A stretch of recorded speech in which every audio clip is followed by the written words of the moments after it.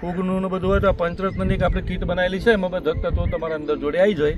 તમે આ નાખો તો બધું છૂટું નાખવું ના પડે. મેં વરસાદ આવ્યો એમાં મેં લગભગ બધા મારા 16 વીઘામાં મેં કીટ બધા નાખી હતી. એમનું ભૂમિજાનું જે પેલું ઓર્ગેનિક આવે એના જોડે મિક્સ કરીને પાછું ઉપર વરસાદ થયું, રિઝલ્ટ સુપર મળ્યું. આજે તમે જોઈ શકો છો કે લગભગ તમને આ એક ધારી સતત આ મગફળીના બટાકા આવે છે, પણ કોઈ છોડ ગયો નથી હજુ. આજે 1 મહિનો ને 1 દિવસ થયો, ગણો ને 31 દિવસ થઈ ગયા મગફળીના.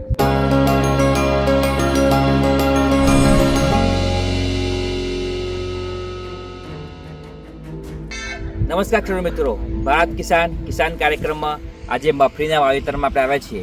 આપણે જાણીશું કે એવી શું ટ્રીટમેન્ટ ખેડૂત મિત્રે કરી કે જે આજે ટેન્શન મુક્ત ફૂગના રોગથી જે ગ્રસ્ત થતું હોય મગફળીનો પાક એનાથી પોતે ફ્રી થઈ ગયા છે. નમસ્કાર સાહેબ. નમસ્કાર સાહેબ, તમારું નામ કહેજો, આપણું ગામ કહેજો અને તાલુકો સાહેબ જેવું પણ જણાવજો. મારું નામ પટેલ અશોકભાઈ કુદરભાઈ, ગામ રણેચી, તાલુકો બાયડ, જિલ્લો અરવલ્લી. ઓકે, તો અશોકભાઈ આપણે કેટલા વર્ષથી મગફળીનો પાક ને એવું કરીએ છીએ સતત મગફળીનો પાક તો જોવો ને મારે સમજણ પ્રમાણે મેં લગભગ 10-12 વર્ષથી તો મગફળીને બટાકા જ આવું છે. બરોબર, સમજી ગયું. તો આ વખતે તમે શું ટ્રીટમેન્ટ કરી કે જે તમે આજે મગફળીમાં જે ફૂગનો જે મેન રોગ ફૂગનો કહેવાય છે, જેનાથી ઉત્પાદન ઉપર માઠી અસર પડતી હોય છે, તેના તમે શું ટ્રીટમેન્ટ કરી, કેવી રીતે મળી અને તમને માહિતી તમે ક્યાંથી મળી એ વસ્તુની?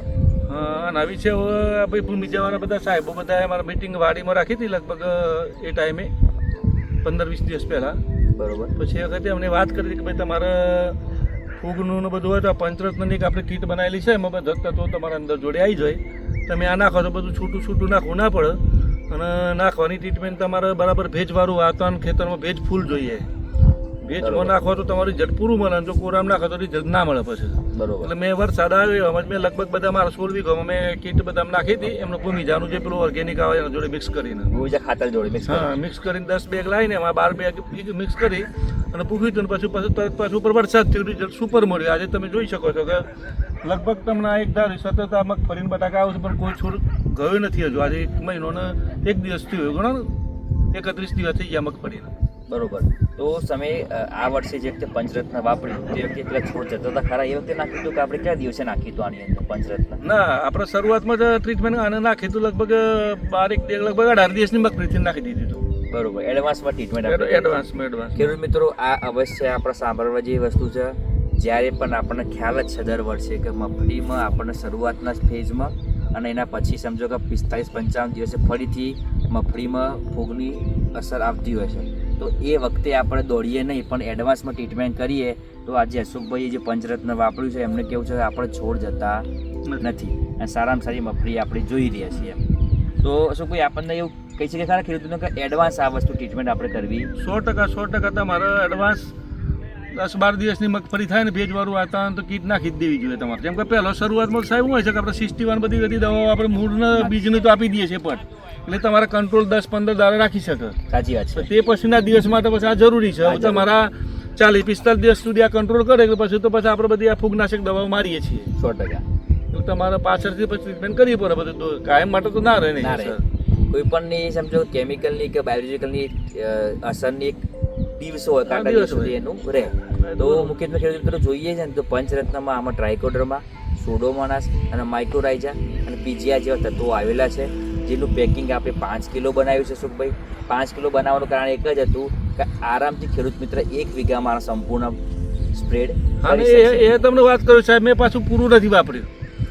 આમાં 16 વીઘા મેં 12 પેકેટ જ વાપર્યા છે 4 કિલો પ્રમાણે. એ પાછું વાત કરું તમને, પૂરું નથી વાપર્યું મેં. તો બી એમને સારામાં સારું પરિણામ મળ્યું છે. અમારી કંપનીની ભલામાં તો 5 કિલોની છે અને એમને 4 કિલો વાપરી તો પણ સારામાં સારું પરિણામ મળ્યું છે. ટોટલ અશોકભાઈ 32 વીઘા જમીન વાયેલી છે. 16 વીઘા વાયેલું છે અને બધી જગ્યાએ અમે અલગ અલગ જોઈને પણ આવ્યા છીએ. એમ તો બીજું કોઈ કંપની વિશે ભલામણ કરવી હોય કે બીજા ખેડૂત મિત્રોને કહેવું હોય તો કેવું રહેશે પંચરત્ન ફૂગ માટે? એમ ઓર્ગેનિક ખાતર તમે વાપર્યું હતું, જોયું હતું આપણું 10 બેગ તમે લાયા હતા, એનું તમને કેવો અભિપ્રાય મળ્યો? એટલે ઓર્ગેનિક તો આપણે ટેમ્પરરી 10 જ બેગ વાપરેલી છે. અશોકભાઈએ જે મગફળીના પાકમાં પંચરત્ન વાપર્યું અને સારામાં સારું પરિણામ મળ્યું, તો ખેડૂત મિત્રો તમે પણ પોતાના વિસ્તારમાં મગફળીના પાકમાં કે અન્ય પાકમાં જો ફૂગ આવતી હોય અને ફૂગ સામે રક્ષણ મેળવવું હોય તો અવશ્ય ભૂમિજાનું પંચરત્ન વાપરજો, તમને સારામાં સારું પરિણામ મળશે. તો અશોકભાઈ, તમે જે પંચરત્ન વાપર્યું તમે સાહેબ કેટલા વર્ષથી પંચરત્ન 2 વાપરો છો? વર્ષથી મેં ગઈ સાલ વાપર્યું હતું ને આ સાલ 2 વર્ષથી વાપર્યું. બરોબર. તો સુખભાઈએ પંચરત્ન 2 વર્ષથી વાપરી છે, એમના પરિણામ સારું મળી છે. એ જ પરિણામ સાહેબ તમને પણ મળશે. તો સુખભાઈ, તમે જે પંચરત્ન વાપર્યું અને એ માધ્યમથી તમે જે ખેડૂતોને માહિતી આપી એ બધા સાહેબ આપનો સાહેબ ખૂબ ખૂબ આભાર. હા, બરાબર.